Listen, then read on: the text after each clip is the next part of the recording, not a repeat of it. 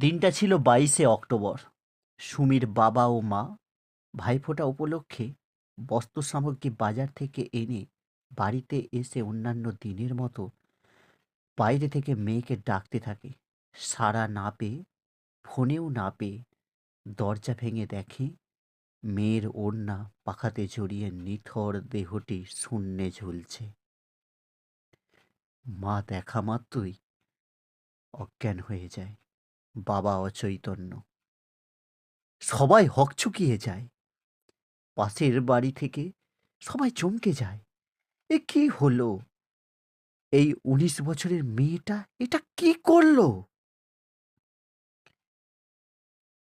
সুমি আগের দিনে কালী পুজোর উপলক্ষে বাড়িতে আসা অতিথিদের আপ্যায়ন ও রাতে পুজোর ব্যবস্থা সমস্ত কিছু নিজের হাতে সামলে নিজের বাবাকে রাতে আহার আদির ব্যবস্থা করে দিয়ে যথারীতি পরের দিন থেকে নিজ কাজকর্ম সব কিছু করতে থাকে। দুপুরের পর কি এমন ঘটল যার জন্য এই তরতাজা প্রাণটাকে বিসর্জন দিতে হলো?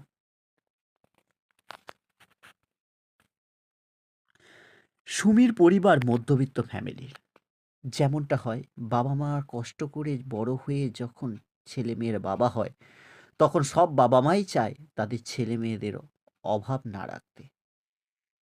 সুমির ক্ষেত্রেও তাই ছিল। আর স্বাধীনতাও ছিল অবাধ। এটাই কি তার বাবা-মায়ের সবথেকে বড় ভুল ছিল?